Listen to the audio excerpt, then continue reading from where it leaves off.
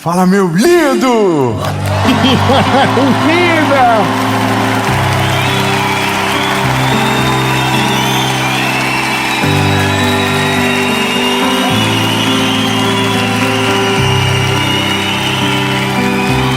Olha, aleluia! Eu quero que você caminhe comigo a partir de agora. Esse é o Mentoria de Vida e eu quero falar com você sobre guerra na mente, sobre coisas que destroem o nosso futuro sem que a gente consiga perceber o que está acontecendo, simplesmente porque nós não conseguimos ver. E se não conseguimos ver, então é um lugar extremamente perigoso. A nossa mente, ela conta histórias para nós que não são verdades e nos colocam de maneira fixa em realidades que nos afastam de Jesus, a ponto de deixarmos de crer, a ponto de perdermos as esperanças e de ficarmos amargos com a vida. Tudo aqui, nem sempre fora, sempre dentro. Eu quero que você entenda o que eu disse na primeira vez no Mentoria de Vida, que nós não somos mais um canal de YouTube, nós somos uma comunidade. Eu estou doando a minha vida, gastando a minha vida para poder servir a minha geração, e eu quero que você seja parte dessas pessoas. Nós crescemos juntos, amadurecemos juntos, e eu quero que a nossa caminhada seja cada vez mais sólida. Eu quero te convidar para fazer parte da nossa comunidade. Aqui na descrição do vídeo tem um link, é só você entrar na nossa comunidade, que lá você vai receber sempre a nossa mentoria de vida, os nossos conteúdos do YouTube, para poder servir você ainda mais, amadurecermos juntos, sermos um grupo que quando começarmos a orar por um propósito, vamos estremecer a nossa nação.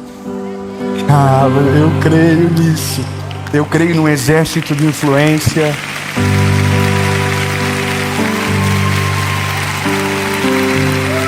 Então entra na nossa comunidade e eu vou te pedir um favor. Se você não é inscrito no canal, se inscreve, ativa o sininho.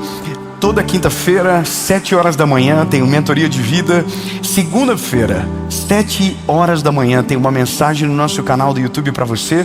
E de segunda a sexta, no SBT, às 7 horas da manhã, você também tem o Bom Dia Esperança. Amém? Olha, só Jesus na nossa vida para dar conta. Mas agora, a gente vai falar sobre guerra na mente. A sua Bíblia, se você puder, abra ela. 2 Coríntios, capítulo de número 10, versículo de número 4, diz o seguinte: porque as armas da nossa milícia não são carnais, mas poderosas em Deus para a destruição das fortalezas, destruindo imaginações. Engraçado, porque quando o texto começa, me parece que a gente está olhando para fora. É a guerra com alguém de fora. Mas aqui o texto muda o alvo da guerra. E o alvo da guerra não é nem o outro. O alvo da guerra é a própria mente nossa. Então olha que coisa.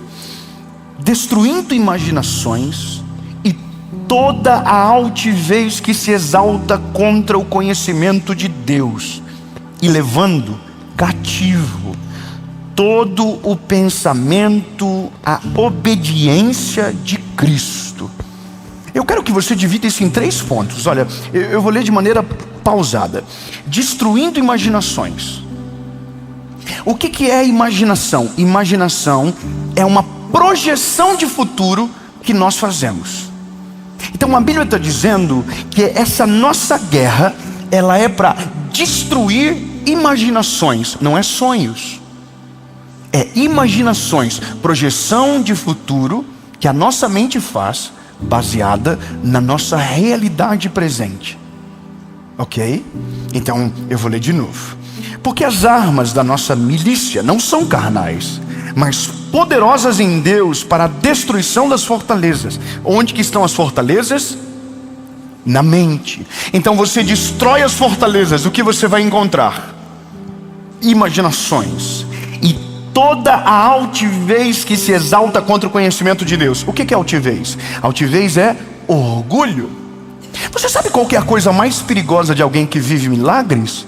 O orgulho. Você sabe qual que é o maior inimigo de quem prospera? O orgulho. Você sabe qual que é o maior inimigo de alguém que dá muito certo na vida? O orgulho.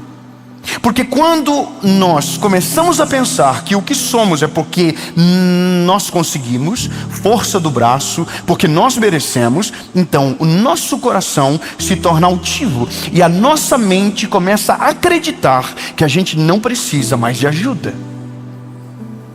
E aqui começa a destruição. A Bíblia já diz que o orgulho precede a ruína. E quem escreveu isso foi quem exatamente viveu. Por conta do orgulho, começou a sua própria destruição. Mas daí por último, o que a Bíblia vai dizer é: levando cativo todo pensamento e obediência a Cristo. Ele está dizendo o seguinte: olha, você precisa entender que a sua mente, então, não é qualquer objeto de uso para o seu corpo físico e para a sua história. É exatamente nesse lugar que repousa toda a sua trajetória e a sua decisão. A Bíblia vai dizer: sobre tudo que se deve guardar, guarde o vosso coração. Só que o coração, que a Bíblia está dizendo aqui, é a mente. Porque coração não pensa, coração não constrói imaginação. O que constrói imaginação é a nossa mente. Então a Bíblia está dizendo, em outras palavras, sobre tudo que se deve guardar, guarde a vossa mente, porque dela procedem as saídas da vida.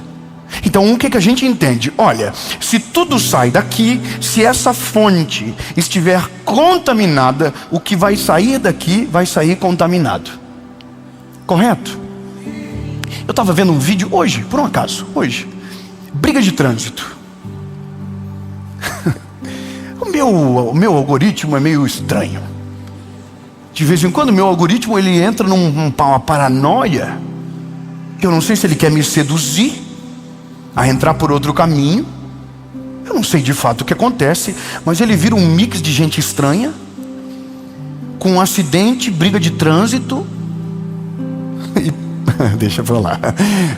Tá bom, vou manter aqui a descrição. Minha esposa já falou: para de ser fofoqueiro, você fala demais. Tem mais fofoqueiro do que eu aqui. olha que coisa. Eu vi uma briga de trânsito, e nada é mais idiota do que uma briga de trânsito. E eu vi uma coisa que eu fiquei perplexo: um homem com uma criança dentro do carro, e um senhor de idade começou a perseguir ele.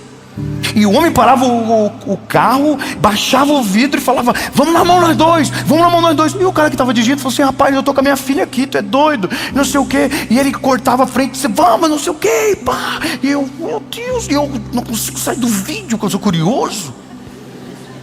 Aí o cara falou assim: você tá com nível de testosterona muito alta, meu irmão, você é um machão, né, não sei o que. E a filha começou a chorar dizendo: não, pai, para, pelo amor de Deus, vai embora, pai, vai embora. E aí eu começo a olhar para o ser humano e começo a ver: meu Deus, quando foi que a gente desligou o disjuntor a esse ponto de colocar a vida dos outros em perigo, de ignorar que tem uma criança dentro do carro, de tentar resolver dessa maneira? A gente evoluiu quantos anos na vida para de repente voltar a ser gente imbecil desse ponto? Eu me lembro uma vez que eu estava eu e minha esposa. Eu sempre fui muito medroso para briga. Eu detesto briga, gosto de ver, mas entrar eu não gosto. Eu tenho medo de briga. Eu acho que eu não daria conta. Eu só briguei uma vez na vida. Mas eu me lembro de uma vez que estava eu e minha esposa, e a gente estava no carro, e nós tínhamos uma Saveiro 92 branquinha. Ela era, detalhes desnecessários, ela era podre no meio da cabine. Se colocasse uma carga, ela fazia assim, prá. Só um detalhe. E a gente estava indo para a casa dos meus pais, e parou um carro na minha frente. Eu vi assim, ó, pip, pip. Sabe aquela buzininha de advertência para a pessoa sair da frente? Irmão, desceu 2 brutamontes de dentro do carro. Eu, automaticamente, o que eu fiz? Eu não sou louco, não sou nada, irmão. Dei a ré e fui saindo. Pô, eu vou morrer do nada indo para a casa da minha mãe porque eu apertei a buzina. Bip.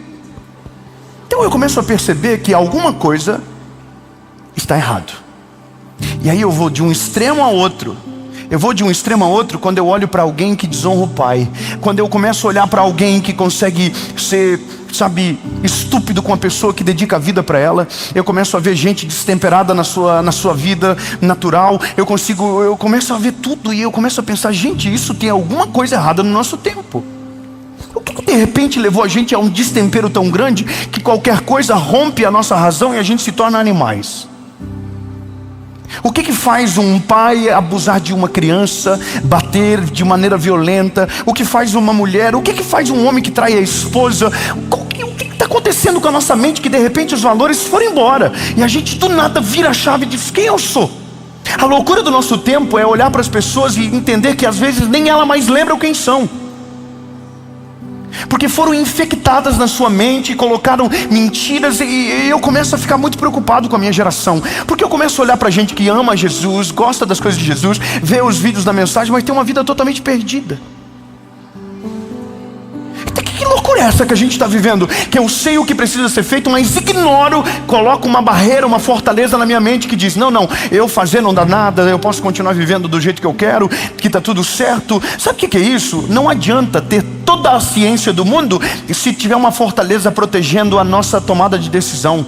Por isso que a Bíblia está dizendo, a nossa batalha não é com as armas da carne, é contra as milícias da nossa mente. A gente precisa olhar para dentro de nós e precisamos do Espírito Santo de maneira urgente para nos convencer. Olha, sejamos sinceros, a gente ama Jesus, mas trai a esposa. A gente ama Jesus, mas é violento. A gente ama Jesus, mas é fofoqueiro. A gente ama Jesus, mas é adúltero. Que bagulho doido é esse aí que nós estamos vivendo? A gente diz que ama Jesus, mas não lê a Bíblia. A gente que diz que ama Jesus, mas não tem comunhão. A gente está aqui dizendo algo e vivendo outra realidade. Então essa batalha está aqui. Agora a questão é, então como que de repente, mesmo me alimentando de coisas boas, me tornei algo que não desejaria? É simples, dosagem das coisas. Isso é sobre dosagem. É sobre prioridade, é sobre alimento, é sobre o que você coloca mais em prioridade em relação às outras coisas. Sabe, o destempero do nosso tempo é porque mesmo sabendo o que deve ser feito, somos dominados pelas intenções do nosso século. Nós somos imediatistas. Eu fico um pouco impressionado com algumas coisas, sabe? Casamentos que acabam com uma facilidade tão grande, pais que abandonam filhos. Aí você olha e diz, o que está acontecendo? E aí a palavra diz, o problema dessa turma está na mente, está aqui, ó. Eu poderia usar uma palavra até pesada. Eu acho que nós somos a geração mais doidinha que o mundo já viu, porque a gente é a geração com maior informação e com o pior resultado. A gente tem o ChatGPT, a gente tem toda a informação do mundo. Se você colocar no seu ChatGPT assim, a minha esposa, ela falou isso comigo, o que você faria no meu lugar? O ChatGPT vai te dar uma postura muito mais sábia do que a sua. Se você perguntar sobre Jesus para o ChatGPT, você vai perguntar assim, eu devo orar todo dia? E o ChatGPT vai te perguntar assim, se você é cristão, oração é o básico da sua fé.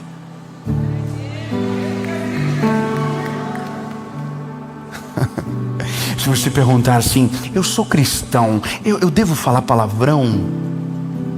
Aí o ChatGPT vai dizer assim, com toda certeza não, porque é completamente contra os ensinamentos de Jesus. A nossa boca é como uma fonte, que não sai 2 tipos de água. Da nossa fonte, da nossa boca só deve jorrar água doce. É o ChatGPT. Mas por que a gente então, mesmo sabendo o óbvio, escolhe o torpe? É simples, porque a nossa mente já está dominada, nossa mente já está sitiada. E aqui começa o problema que a gente precisa resolver. Na nossa mente já tem muitas vozes que foram plantadas, muitos padrões. Eu seja sincero, você acha mesmo que dá para ser amigo de ex? Então, eu não tô doente então, né? Não, eu não tô achando assim, não, eu vou terminar com a minha esposa, ai, minha melhor amiga, não, eu vou morrer, não quero ver mais. Ai, maturidade, não, irmão, isso não é maturidade, isso é uma mentira que estão contando pra gente que está com um casamento pelo um fio, para dizer, eu também vou divorciar e vai dar tudo certo. O sangue de Jesus tem poder, meu lindo, não existe isso. Não existe. Se você tomou uma decisão lá atrás, não adianta tentar criar pequenas decisões para mudar aquilo que você está fazendo errado. Não, mas agora não tem como dar certo aquilo que começa errado, meu lindo. É só um desabafo meu mesmo. Mas é só porque a gente está com tanta mentira colocado dentro da nossa cabeça que a gente está começando a achar que dá para fazer assim. Ai não, eu vou ser meu amigo.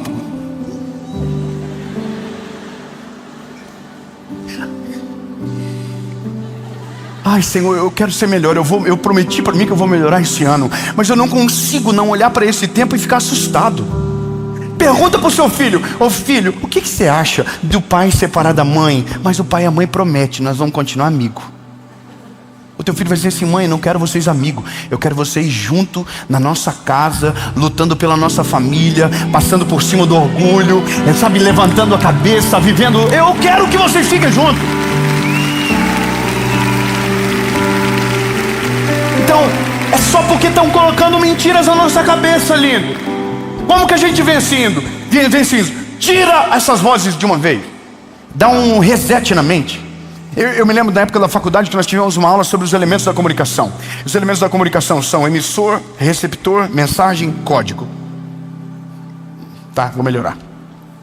O emissor é o que fala, receptor é o que recebe, mensagem é o assunto, código é o idioma. Todos compreenderam?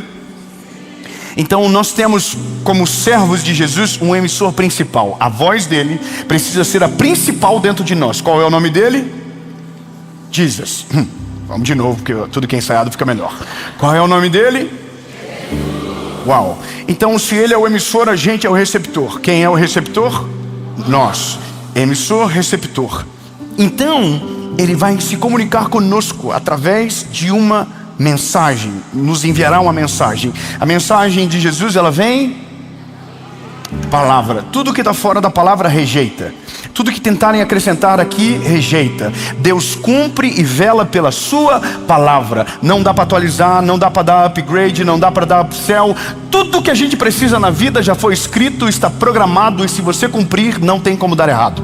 Ponto. Está tudo aqui. Palavra de Deus é a palavra de Deus e ponto. Agora, o código é o idioma que Deus se manifesta. E o código que Deus se manifesta é o da santidade. Deus é santo. Então não adianta achar que você vai ter uma vida totalmente perdida e vai ouvir Deus em todo lugar. Ai, porque Deus falou comigo. Sério? A vida toda perdida. Não, Deus fala comigo direto. Sério? Ai, porque Deus, olha, Deus fala comigo. Eu tava na boate. Sério? Caraca, mano.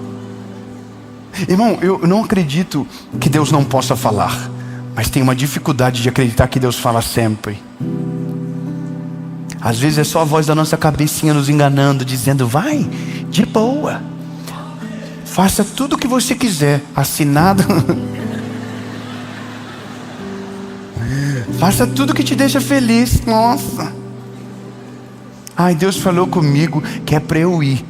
Aí não deu. Pois é, eu acho que não era Deus que estava falando. Claro que não. Você está com a cabeça tão poluída de vozes, você já não sabe mais quando Deus está falando. Ou você só acredita que Deus está falando quando Ele concorda com você. Essa aqui eu vou ter que falar de novo. Sabe qual é o nosso problema? A gente quer ouvir a voz de Deus. A gente só não quer que Deus dê a opinião dele. A gente quer que a opinião de Deus seja igual à nossa. Se Deus falar o que a gente quer ouvir, a gente vai dizer: uau, Deus falou comigo. Mas se Deus falar aquilo que a gente não quer ouvir, a gente vai ficar chateado, vai dizer que isso é coisa da cabeça, que não é Deus que está falando. Porque o que mais a gente quer não é a vontade de Deus expressa na sua voz, mas é a nossa opinião expressa na palavra dele. dele. E isso a gente não vai encontrar, porque se a nossa vontade ela é totalmente contaminada pelos desejos do nosso tempo, a vontade de Deus é boa, perfeita e agradável. Ela é completamente diferente às vezes dos nossos anseios, mas diferente dos nossos anseios que às vezes nos levam para a perdição, a vontade dele nos dá a vida eterna. Você entendeu? Bom, então é que eu preciso terminar agora. Tá vendo? Vocês acabaram de me ajudar com a última parte da mensagem, o ruído. Emissor, receptor, mensagem, código. Ruído. Ruído é, não adianta ter emissor, ter mensagem, ter receptor, se no meio da conversa estiver cheio de... E às vezes é exatamente isso que nos afeta. A gente sabe o que precisa ser feito, mas a gente está cheio de amigo que diz o contrário do que Deus quer para nós. A gente sabe o que precisa ser feito, mas ainda a gente tem hábitos que destroem a nossa vida com Deus. A gente sabe o que precisa ser feito, mas ainda a gente anda com as mesmas pessoas, fala as mesmas coisas, a gente ouve as mesmas músicas, a gente ainda vê os mesmos filmes, e a gente está querendo um resultado diferente, mas Deus está gritando do céu dizendo: eu tenho algo novo para você. Mas o ruído no meio está dizendo: não, não, não, não, não, ouve a gente tem um atalho, a gente sabe o que é melhor para fazer. Então, meu lindo, não adianta. Se você quer viver algo novo, precisa resetar as vozes da sua mente. E quando eu digo vozes, é vozes do passado, vozes do presente, vozes que pensam saber sobre o seu futuro. Abaixa todas, diz Deus, meu compromisso é contigo. Meu compromisso é com o Senhor. E aí todo conselho inútil cai por terra. Toda palavra lançada contra você não tem mais poder sobre você, porque você destrói as fortalezas da sua mente. Você não deixa o orgulho subir para o coração. E aí a Bíblia diz: e você vai levar cativo todos os seus pensamentos a Jesus. Sabe o que é isso? Jesus, eu penso isso aqui. O que o Senhor acha? Aí a palavra de Deus vai vir sobre você. Nem sempre ela vai ser lógica, nem sempre ela vai concordar com você, nem sempre ela vai te apontar o caminho que você esperava, mas com toda certeza será muito melhor o futuro do que você programou. Será muito melhor do que você poderia imaginar, porque diferente da nossa mente, que é pouco criativa e vai no limite da existência, o pensamento de Deus não é limitado à existência. Ele é a eternidade resumida em palavras. Ele é o único que sabe sobre o nosso futuro e nos acessa no presente. Ter um Deus como o Deus que a gente tem é ter uma visão sobre o futuro segura, sabendo que o Deus que nos fala no presente já nos espera na estação que nos avisou. Eu queria que você fizesse uma análise daqui, do que você faz, do que você fala, do que você pensa.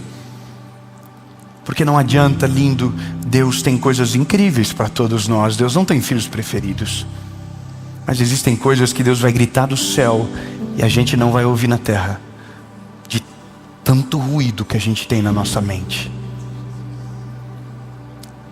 A nossa vida, ela é o tempo todo eliminar ruídos. Quando a gente jejua, a gente está eliminando ruídos.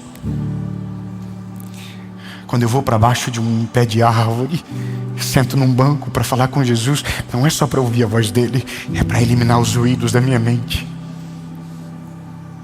Quando eu estou deitado na minha cama, eu coloco um louvor bem alto no meu ouvido, não é só porque eu quero ouvir a voz de Deus, é porque eu quero eliminar todo o ruído que me tira da presença dele. Quando eu abro a Bíblia e me aprofundo na leitura e fico travado num texto, não é só porque eu quero ouvir a voz de Deus, é porque eu quero eliminar toda a palavra que foi lançada de maneira equivocada sobre mim. Porque as minhas armas, elas não são carnais, elas são espirituais. Termino dizendo para você uma das minhas últimas experiências com Jesus.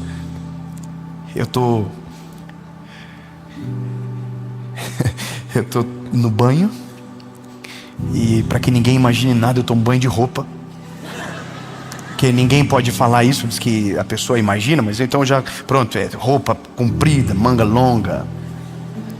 E eu estou aqui e pensamentos ruins começaram a vir sobre a minha cabeça. Medo sobre coisas que ainda não aconteceram, realidades que ainda não estão prontas, inseguranças minhas.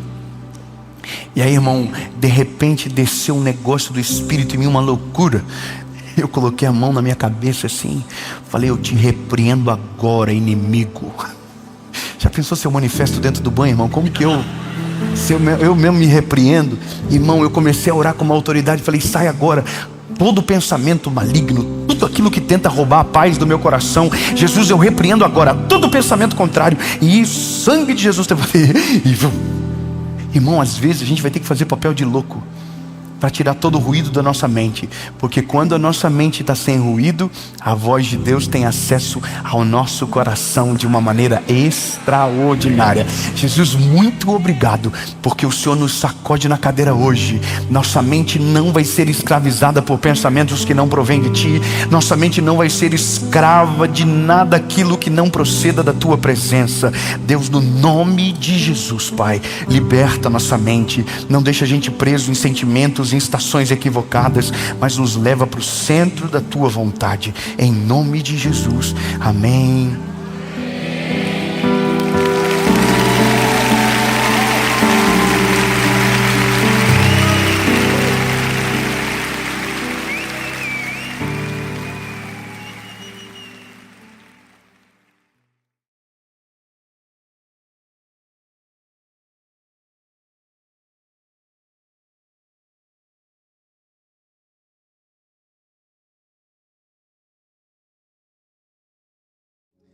Fala, meu lindo, minha linda. Essa é a última mensagem da série O Melhor Ano da Minha Vida. Gente, a gente tinha que ter ensaiado. Mas brincadeiras à parte, eu espero do fundo do meu coração que este já tenha se tornado, de alguma forma, um ano extraordinário de Deus na sua vida. E se talvez ainda isso não aconteceu e você ainda segue chorando ou ainda precisando de uma resposta, que esta palavra seja o bálsamo do Senhor Jesus sobre você e a tua casa. Amém. Nesse exato momento deve ter alguma série nascendo e provavelmente ela vai ser gravada em alguns países ao redor do mundo, e pela primeira vez a série não vai ser gravada em um lugar só, mas em países ao redor do mundo. Então se prepare para a primeira série gravada dessa maneira. Amém?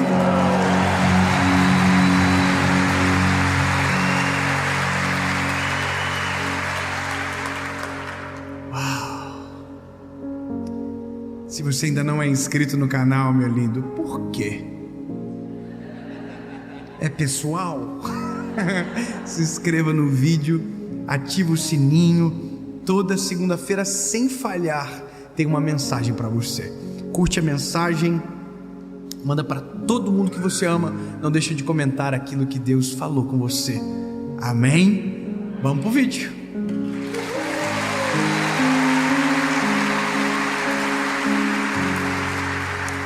Evangelho de Jesus, conforme escreveu o Lucas, capítulo de número 7, versículo de número 11. Hoje é a primeira vez na minha vida que eu vou pregar esse texto. Então tenham paciência comigo, porque tudo aquilo que é de primeira é mais difícil. Amém? Eu já li muitas vezes, mas hoje o Senhor me moveu para uma pergunta. E essa pergunta não sou eu que fiz. Essa pergunta está na palavra. Vamos comigo ler? Evangelho de Jesus, conforme escreveu Lucas, capítulo 7, versículo 11, diz: E aconteceu que, no dia seguinte, ele foi a uma cidade chamada Naim. E com ele iam muitos dos seus discípulos e uma grande multidão. Ora, quando ele chegou perto da porta da cidade, eis que ali um homem morto era carregado para fora, filho único de sua mãe, que era viúva, e uma grande multidão estava com ela. E vendo, o Senhor se compadeceu dela e disse: Por que você está chorando? não chora. E vendo-a, o Senhor compadeceu dela e disse: por que você está chorando? Não chora. Aí você vai dizer: gente, morreu. Aí Jesus está dizendo: por que você está chorando? Não chora. Jesus é demais. Eu fico imaginando quem está em volta assim: não tô entendendo nada. Você encontra uma mulher que está velando o filho, ela é viúva, ela já perdeu o marido, você diz: por que você está chorando? Não chora. Acontece que não sou eu que estou falando, é Jesus. Aí Jesus, vendo ela, disse: por que você está chorando? Não chora. E chegando-se, tocou o caixão, e os que levavam pararam. E ele disse: jovem, levanta. E o que estivera morto sentou-se e começou a falar. E ele entregou-o à sua mãe.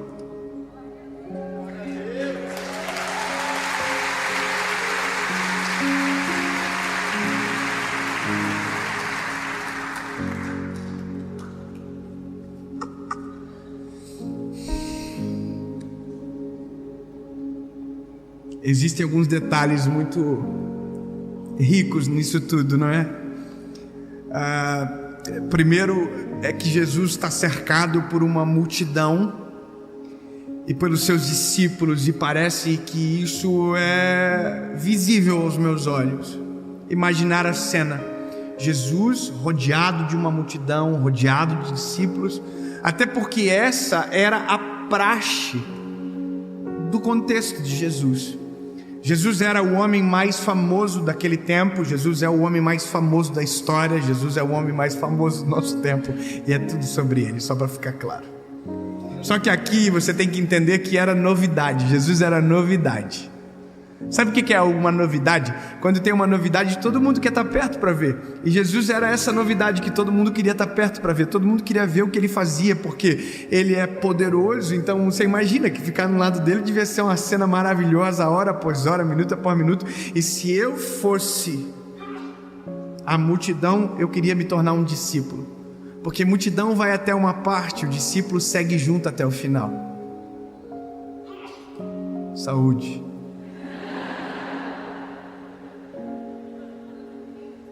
Você entendeu o que eu acabei de te dizer?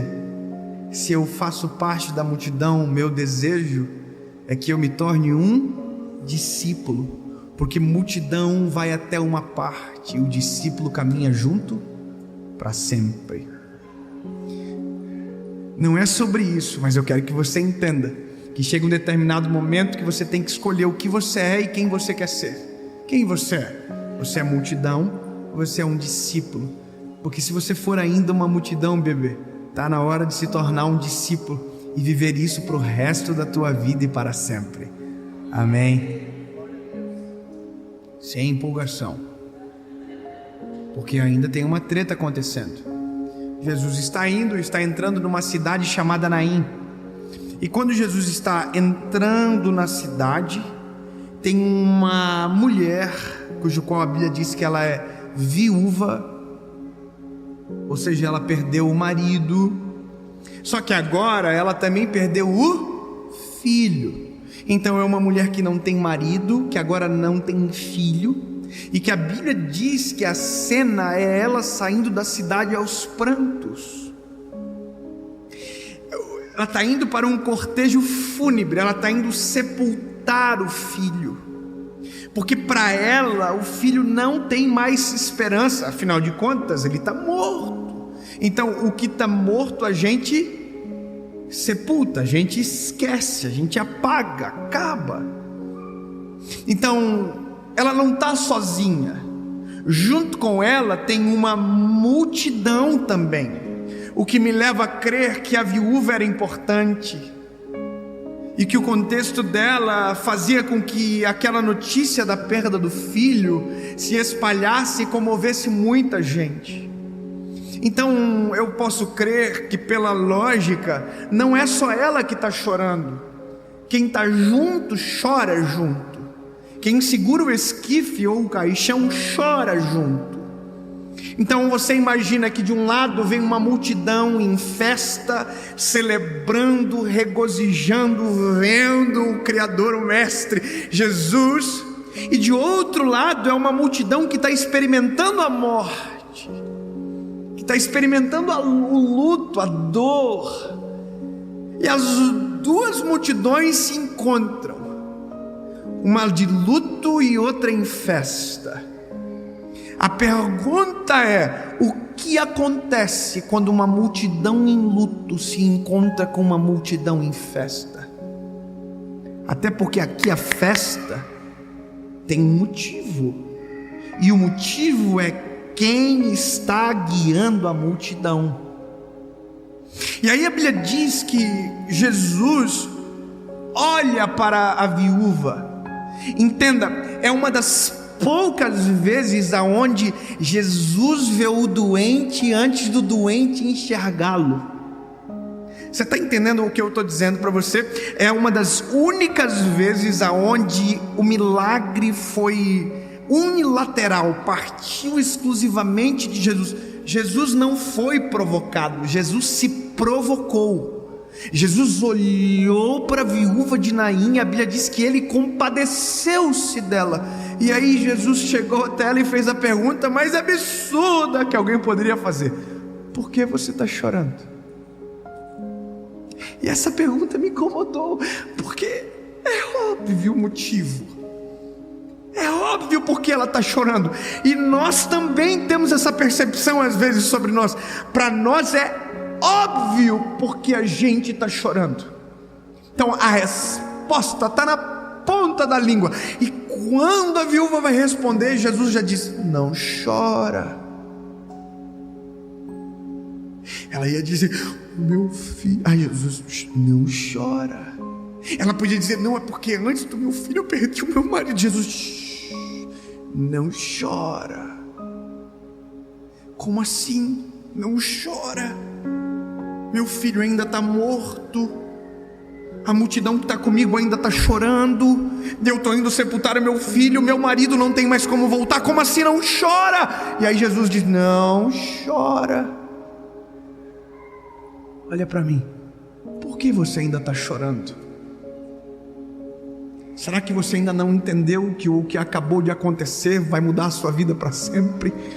Será que o que você ainda não percebeu é que do dia que você encontrou Jesus, tudo aquilo que estava morto agora pode ser ressuscitado? Será que você ainda não entendeu que quando Jesus entra na história, tudo é novo, transformado, restaurado, e para Ele não há impossível?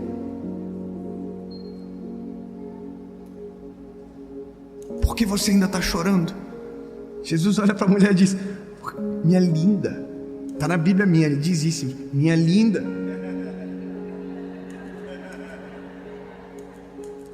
Por que você ainda está chorando? Bom, eu quero dar uma pausa aqui para refazer alguns pontos que a gente precisa recuperar sobre Jesus. Porque às vezes aprendemos de um Deus distante, sendo que Ele é perto e está conosco em todo o tempo. A gente tem uma percepção que Deus é distante. E por isso que às vezes a gente sofre tanto, não é pela ausência, é pela percepção equivocada da presença. Então às vezes, porque Deus não responde na hora que queremos, a gente pensa que Ele não está, mas Ele está. Às vezes estamos no meio de uma tempestade e os nossos olhos não o enxergam, mas isso não significa que Ele perdeu a gente de vista. Está entendendo? Agora, o que eu quero que você entenda é que aqui há uma palavra que demonstra Jesus de maneira nua e crua, cujo qual o próprio deixa exemplificado na parábola do bom samaritano. A parábola do bom samaritano é: todo mundo passa de largo, mas o bom samaritano é o único que para, estende as mãos, sara a ferida, cuida. Você está entendendo? Então Jesus é o bom samaritano. Só que aqui é uma parábola que nós lemos quando a gente lê o bom samaritano. Mas quando a gente lê a viúva de Naim, não é uma parábola, é Jesus de verdade agindo. Então aqui Jesus viu a dor e se compadeceu dela. Você acha, por um fragmento de tempo, que Deus olha para você e não se importa com o que você sente? De verdade, você acha que a gente serve um Deus que é inerte e não contempla a nossa dor e o nosso coração? Sério que é isso que você pensa que Deus é? Que Deus é alguém distante que não olha para você? Sério que é isso? Porque se for isso, bem-vindo ao meu mundo. Foi isso que eu pensei durante muito tempo. Foi isso que eu acreditei durante muito tempo, que Deus estava muito mais preocupado em me castigar do que de verdade mudar a minha história para sempre. O que eu sentia é que parece que a dor minha era minha e não tinha ninguém que poderia resolver. E sabe o que eu descobri? Que no dia que eu o clamei, Ele já estava desde sempre antes de eu clamar comigo. É só que os meus olhos não o viam, mas Ele já estava. Então aquilo que nós precisamos entender é que o Deus que a gente serve é empático. Ele conhece a nossa dor, Ele conhece o nosso coração e Ele se importa com a gente. Não deixe nada roubar esse sentimento e essa verdade do teu coração. Deus se importa com você.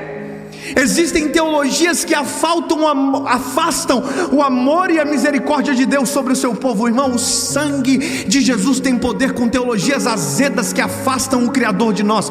O sangue de Jesus, Deus é presente, é próximo, se importa. Ele se importa com o seu povo, mas sabe o teu nome, sabe o teu endereço, sabe quem você é, sabe o que você gosta, sabe o que você não gosta. Ele se importa.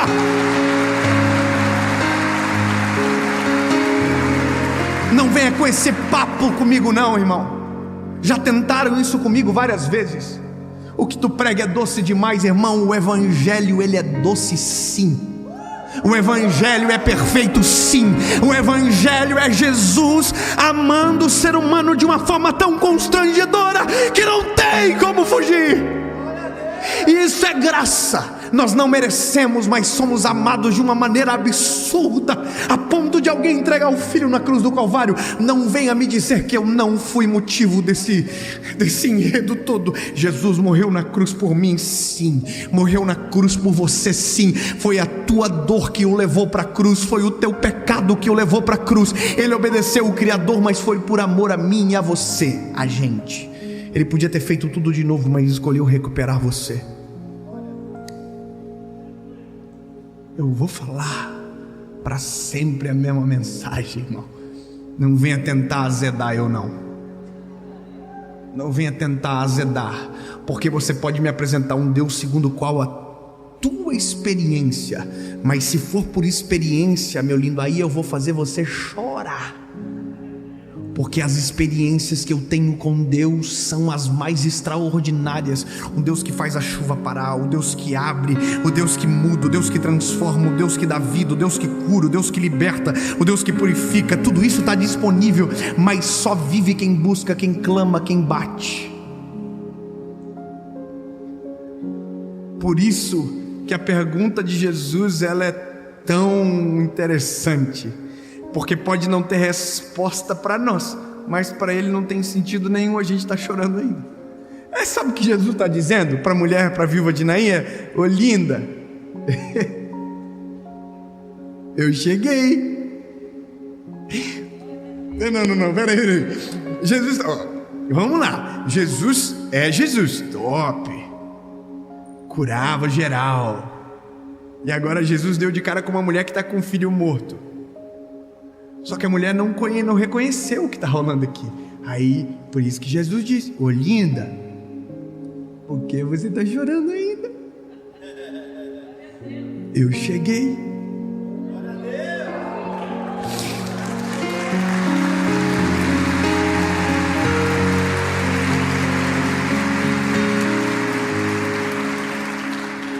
Por que você, meu lindo, minha linda, está chorando ainda? Por quê? Se Jesus já chegou na sua história e tudo que aquilo que estava morto, Ele tem poder para ressuscitar. Por que você ainda está chorando, se não há nada que Ele não possa fazer? Por que você ainda está desesperado? Porque ainda você não percebeu que aquele que pode tudo em todos e a qualquer hora está na frente de você dizendo: ei, eu cheguei, eu estou aqui, não chores. Eu acredito que quando a viúva de Naim ouviu isso, ela olhou para a multidão que estava por trás de Jesus e pelos seus discípulos. Parece que eu vejo pessoas assim, ó: não precisa mais chorar não. Se a senhora tivesse com a gente no caminho, a senhora ia entender, esse homem é sinistro. Por isso que a gente precisa andar com gente que anda com Ele, porque gente que anda com Ele sabe o que Ele faz, e porque sabe o que Ele faz não deixa a gente perdido no que Ele pode fazer. Então vai dizer para nós: ei, relaxa, eu creio num Deus que pode tudo. Você está entendendo?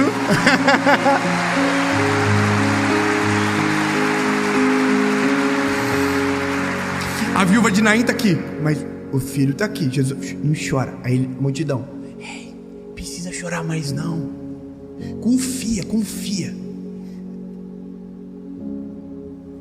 espera para tu ver. Aí a multidão atrás assim: o quê? Vê o quê? Tá morto. Aí o pessoal assim: ih, esquece, é Jesus, é Jesus. Vocês não ouviram falar ainda não? Ele andou por cima do mar. Vocês não ouviram sobre ele ainda? Ih, ressuscitou Lázaro, estava 4 dias morto. Relaxa, esse tá mortinho, tá fresquinho. Aí o pessoal: mas gente, como assim? Ei, não viu nada, transformou água em vinho. Vocês nem sabem, o vinho que ele faz é o melhor da Galileia. Caná tá até hoje procurando o rótulo que ele fez, ninguém achou. Aí o povo disse assim: mas a gente tá com o morto. Aí a multidão disse: mas ele é a vida.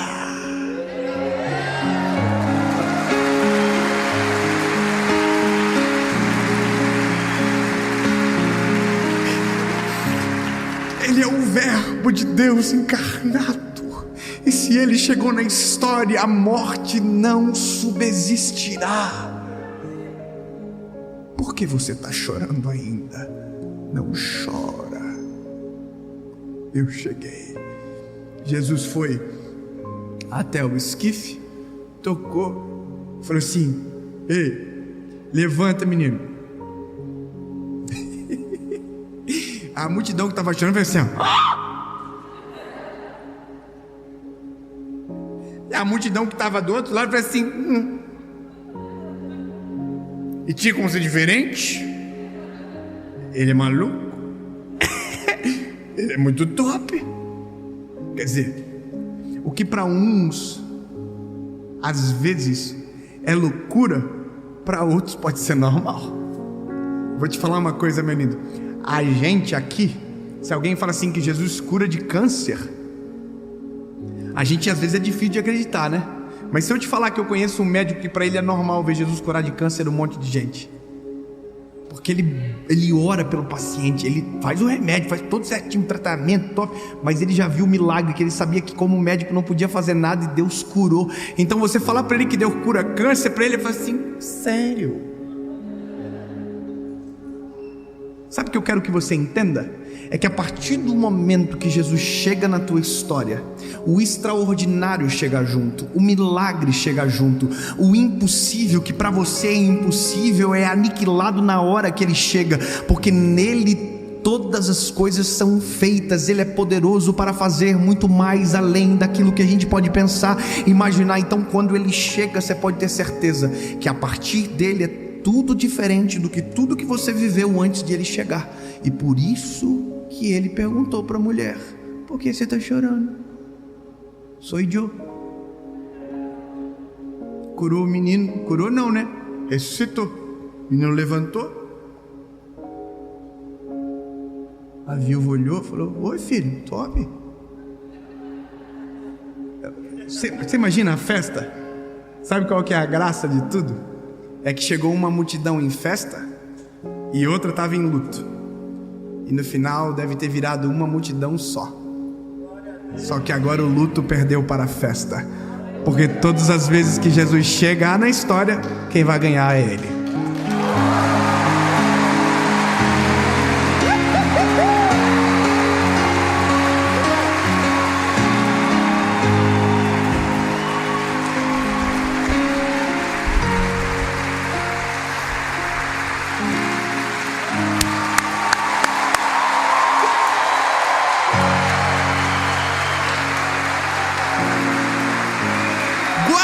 Grava isso para você não esquecer.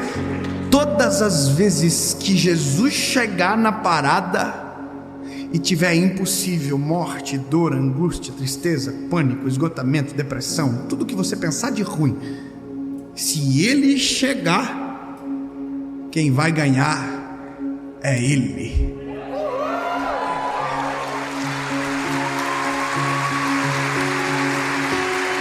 Eu quero declarar sobre você que 2022 é o ano que Jesus chegou na tua história e que a partir de agora será totalmente diferente. E agora eu termino essa série com uma oração cujo qual só faz sentido se ela for eficaz até o final. Eu preciso te fazer um apelo, meu lindo, porque a loucura de tudo é que Ele chega, mas Ele espera você tomar a decisão de deixar Ele realizar a obra por completo. É como se Jesus chegasse até você e perguntasse: por que você está chorando? Eu cheguei. Se você quiser parar de chorar, é só deixar eu entrar. Apocalipse diz: eu estou à porta e bato. Aquele que ouvir a minha voz, abrir a porta, eu entrarei e farei morada.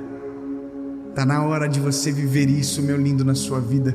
Está na hora de você que está aí na tua casa, em qualquer lugar que seja me assistindo, de viver isso, de entregar a sua vida a Jesus, de abrir a porta e dizer: Jesus, tu és bem-vindo, a casa é tua.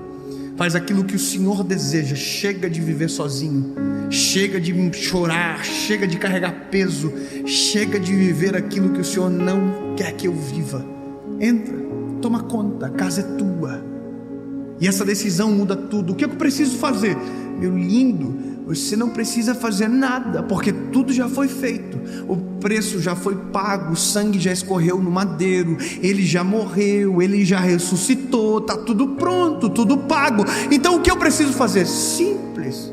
Se arrependa dos teus pecados, diga perdão, Jesus, e reconheça que Ele é o teu único, legítimo e suficiente Salvador. Só isso? Não tem que dar casa, não tem que dar uma oferta, tem que dar o dízimo, eu tenho que pagar? Nada, tudo já foi pago. Então o que eu tenho que fazer? É só tomar decisão. Só isso? Não pode. Pois é, irmão, é difícil de acreditar, né? Mas por que você ainda está chorando? Ele chegou. É só dizer: entra. A pergunta é simples. Quer tomar a decisão de entregar a sua vida a Jesus hoje? A pergunta está feita. Eu quero. Então a gente vai orar por você. Se você está aí na sua casa e você quer tomar essa decisão, saiba que isso muda tudo. Muda o teu presente, apaga o teu passado, estabelece o teu futuro e resolve um negócio chamado eternidade, de uma vez só, em uma oração. Se você quiser, aonde você estiver, você vai orar comigo, palavra após palavra, e aqui também. Só que como eu estou vendo vocês, eu quero fazer a pergunta e ver a tua resposta. Se tiver alguém que quer tomar essa decisão pela primeira vez hoje, ou talvez já viveu isso tudo que foi falado, mas foi embora, se afastou de Jesus e hoje quer voltar para casa, é a oportunidade de você voltar. Aonde você estiver, se a sua decisão for sim, eu quero voltar para Jesus ou aceitá-lo pela primeira vez, levante a sua mão no 3. 1, 2, 3, bem alta, onde você estiver.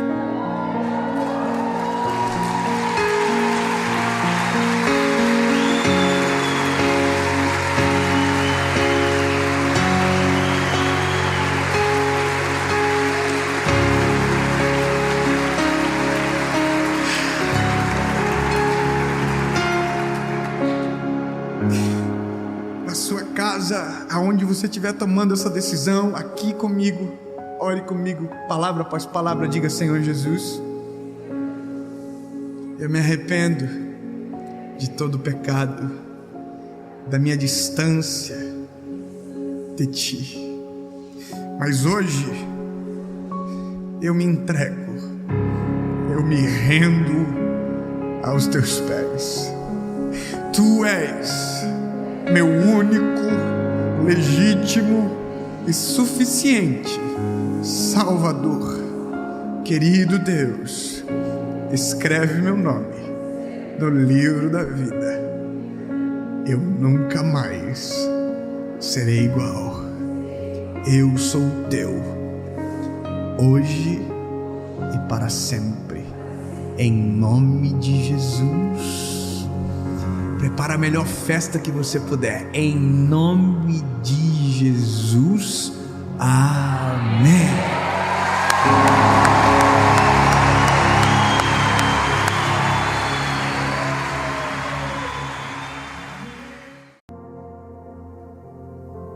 Jeremias, capítulo de número 18, verso de número 1 diz: a palavra do Senhor que veio a Jeremias dizendo: levanta-te e desce à casa do oleiro, e lá te farei ouvir as minhas palavras. E desci à casa do oleiro, e eis que ele estava fazendo a sua obra sobre as rodas. Como o vaso que ele fazia de barro se quebrou na mão do oleiro, tornou a fazer dele outro vaso, conforme o que pareceu bem aos seus olhos fazer. Perceba uma coisa: Deus manda Jeremias descer à casa do oleiro, porque ele quer falar algo a Jeremias. Então, a ordem é descer para ouvir. Só que quando Jeremias desce à casa do oleiro, a princípio, em um primeiro momento, Deus não está falando com ele através de palavras. Não existe a voz de Deus. Existe uma cena. E essa cena do oleiro trabalhando é Deus falando com Jeremias. Sem palavras, mas com uma obra acontecendo perante os olhos de Jeremias. Isso me diz algumas coisas. Primeiro, Deus sempre, quando fala para ser compreendido. Deus não é um Deus de confusão, que quando fala nos deixa em dúvida. Sempre quando Deus fala, nós entendemos. Ou seja, quando você diz que não sabe se foi Deus que falou com você, provavelmente não foi Deus, porque se fosse Deus, você teria certeza. Deus não deixa dúvida, Deus se faz entender de várias formas.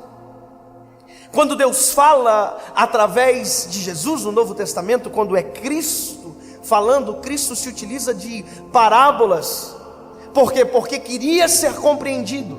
Ou seja, no Velho Testamento e no Novo Testamento, quando Deus fala, Cristo fala, sempre há compreensão, não há dúvida. Então, nesse processo de Deus falar com Jeremias é explicável, porque quando Deus chama Jeremias, no capítulo 1, a Bíblia diz que Jeremias fala para o Senhor: Senhor, eu ainda sou uma criança. E aí Deus tranquiliza ele dizendo: Jeremias, fica tranquilo, que o que você falar serão as palavras que eu vou colocar na sua boca. Ou seja, se há limitação em você, essa limitação será vencida, porque quem vai usar você sou eu. Aleluia. E aqui, queridos, quando Jeremias desce à casa do oleiro, há um silêncio da voz de Deus, e parece que eu vejo isso. Jeremias para e fica observando o oleiro trabalhar enquanto a voz de Deus não se manifesta. E a Bíblia diz que o trabalho do oleiro acontece na frente de Jeremias. Mas veja, quantas vezes a gente já ouviu esse texto? Quantas vezes a gente já ouviu alguém pregar acerca desse texto? E olha, tudo que a gente ouve, tudo que a gente canta gera um filtro para que a gente olhe para uma palavra como essa e talvez perca detalhes que mudam todo o cenário. Quer ver? A gente cantou durante muito tempo que o oleiro quebrou o vaso, e que o oleiro quebra o vaso e faz de novo. Quebra-me, Senhor, e me faça de novo. Quantas vezes a gente cantou isso? Só que quando você vai para a palavra, você vai perceber que o oleiro nunca quebrou um vaso. Porque quebrar um vaso é falta de perícia. Quebrar um vaso é falta de habilidade. E se tem uma coisa que o oleiro não tem, e aqui eu sei que você sabe do que eu estou falando, se tem uma coisa que o oleiro não tem, é falta de perícia. Ele é perfeito no que faz, ele não erra e ele não abre margem para perder o investimento dele.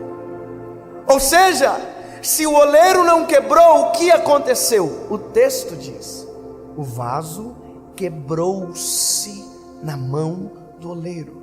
Sabe o que é isso? O problema não é o oleiro, o problema é a matéria-prima que é ruim.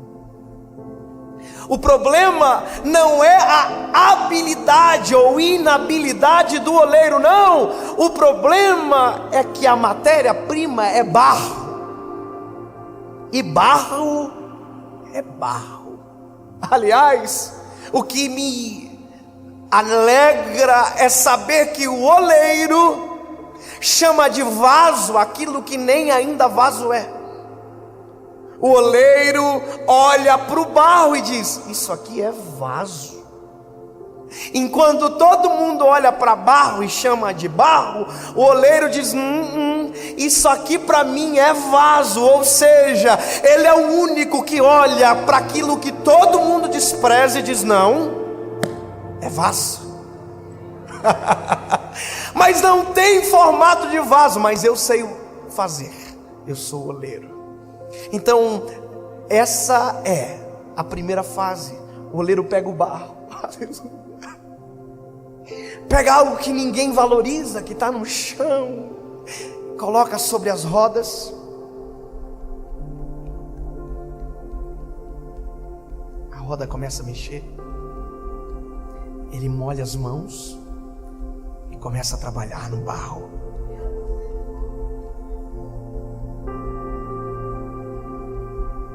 Só que a Bíblia diz que nesse processo o vaso se quebra. Quebrou-se na mão do oleiro. Só que, veja, você já viu chicletes quebrar? Não, porque tudo aquilo que é mole não quebra, simplesmente perde o formato, perde a identidade. Então o oleiro está trabalhando no vaso, que ele chama de vaso, porque ainda é só um barro mole. Ele é o único que vê no barro, que só ele enxerga. Ele está trabalhando. Aí o vaso se quebra. Sabe o que alguém que não é oleiro faz? Descarta essa matéria-prima e pega outra matéria-prima.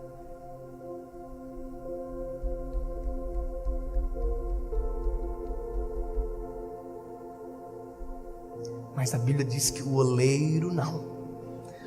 O oleiro, quando o vaso que é barro e que ele chama de vaso perde o formato, é isso aqui que acontece.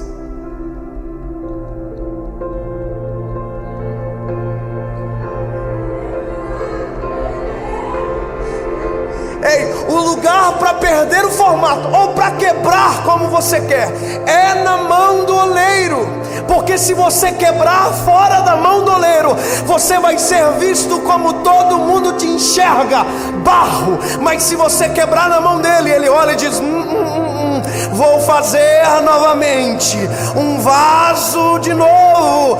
Porque ele não desiste da matéria-prima que comprou com sangue precioso na cruz do Calvário. E sabe o que é isso? Isso é o maior gesto de intimidade, porque o oleiro interfere em nós com as suas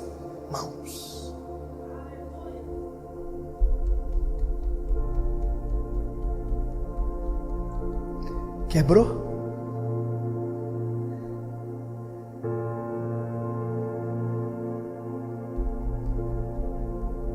Eu não desisto. E isso Jeremias está vendo. Só que deixa eu te dizer, isso aqui é uma fase. E a nossa vida é feita de fases.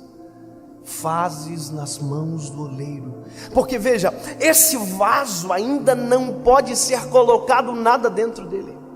O princípio de existência dele ainda não é atingido. Sabe por quê? Porque ainda não dá para colocar nada dentro dele. Não dá.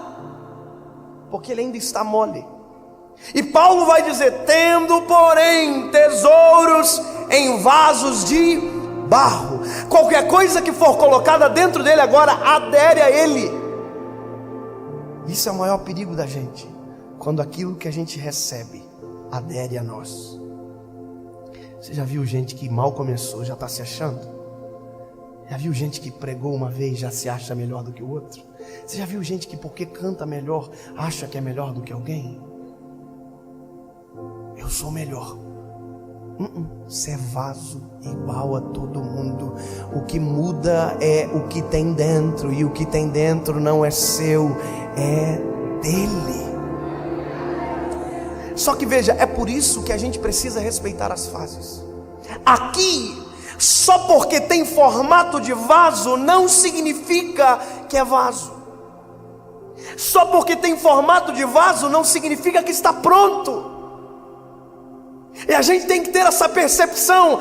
Ter o formato de vaso não nos diz ser vasos, porque tem processo para acontecer. E o processo do vaso é esse: quando o oleiro termina, a Bíblia diz que ele pega o vaso e leva para o forno. E agora, meu amigo, não se trata mais da habilidade do oleiro, se trata da nossa. Não se trata mais da habilidade do oleiro, se trata do nosso caráter. Porque dentro do forno as mãos do oleiro não nos acompanham. Dentro do forno é um ambiente de solidão, mas é um ambiente de preparo, e que a gente precisa. É nesse momento que os não se apresentam na nossa vida. É nesse momento que a gente não consegue ver quando, porquê não acontece com a gente. Só que nesse momento é um momento de ficar em silêncio. O problema é que quando as pessoas saem das mãos do oleiro e vão para o forno, no forno reclamam, murmuram e dizem: o problema meu é minha igreja, o problema meu é meu pastor, o problema meu é minha liderança, o meu problema é que Deus, chato. O problema é que você não entende o processo. O problema é que você não fica quieto aonde deveria silenciar. O problema é que a gente é imaturo, e por isso que tem gente que vive a vida inteira e não alcança o seu propósito. É porque não respeita um processo para viver o propósito. Nós precisamos entender isso. No silêncio, Deus está trabalhando. Você está angustiado dentro do forno. Deixa eu te dar uma notícia: é ruim dentro do forno, mas o forno fica dentro da olaria. Enquanto você está no forno, o oleiro está fazendo outro vaso, mas olhando para você, porque daqui a pouco vai chegar o momento que ele abre o forno e aquilo que era barro mole agora é vaso. Só que tem uma coisa: tem gente que quebra dentro do forno, e o forno não se abre enquanto o processo não termina para quem estiver junto. Sabe que isso acontece? Você quebra dentro do forno porque não para, porque reclama, porque murmura, porque sempre acha que tem razão. E quando o forno se abre, os outros vasos que respeitaram o processo estão prontos, e você não. passou pelo mesmo fogo, o mesmo forno, o mesmo processo, só que quem ouviu e respeitou, rompeu. E às vezes a gente está quebrado aqui, aí o oleiro tem que pegar você, levar para as rodas,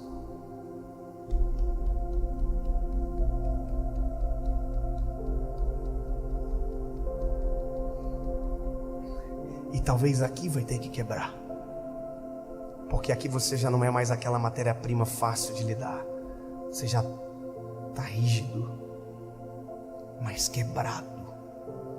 Está rígido e quebrado. Ainda bem que o oleiro sabe trabalhar com essa matéria-prima. Posso te dizer uma coisa? A Bíblia diz que Jesus olha para os discípulos e diz: ficai em Jerusalém, até que do alto sejais revestidos de poder. Eles estão 3 anos e meio andando com Jesus, eles pensam que estão prontos, eles vão acontecer, eles estão estourando, e Jesus diz: fica em Jerusalém, vocês precisam de algo a mais.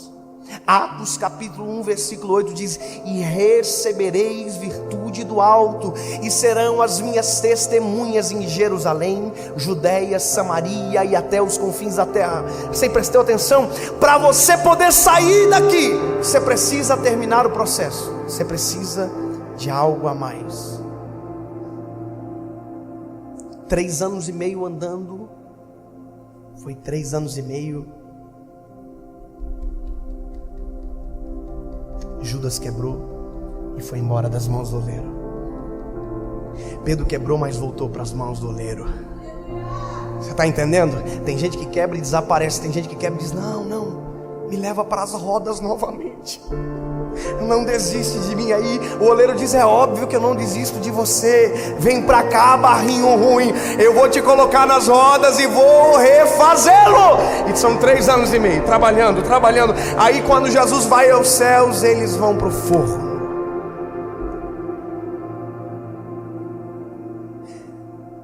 E é solidão. Atos diz: e eles estavam no templo todos os dias, adorando e bendizendo ao nome do Senhor. Só que para pensar, Cristo não está mais, o Espírito Santo ainda não desceu, e o Santo dos Santos perdeu o propósito, porque o véu já havia rasgado de alto a baixo. Eles estão adorando, mas não há manifestação, é silêncio. Eles estão adorando, mas ninguém desce, silêncio.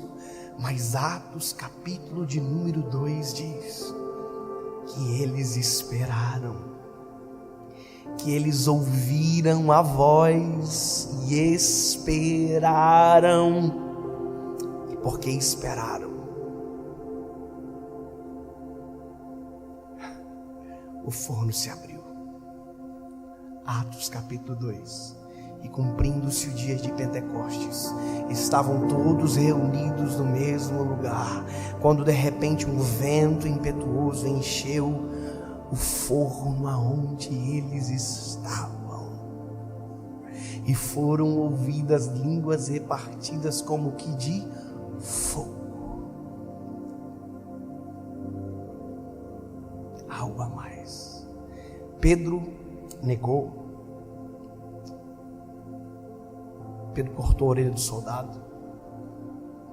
Pedro queria voltar a pescar, desistir. Mas agora, Pedro, cheio do Espírito Santo, depois de passar pelo processo, diz: deixa que eu vou explicar para vocês o que está acontecendo. Pedro prega e 3.000 almas aceitam a Jesus. Deixa eu dizer para você uma coisa: depois de pronto, sabe a sua casa? Você vai ganhar ela para Jesus. Sabe a sua escola? Depois de pronto, tudo que você falar, Deus vai realizar, porque o propósito acontece quando nós respeitamos as fases. Deus vai usar você, mas antes,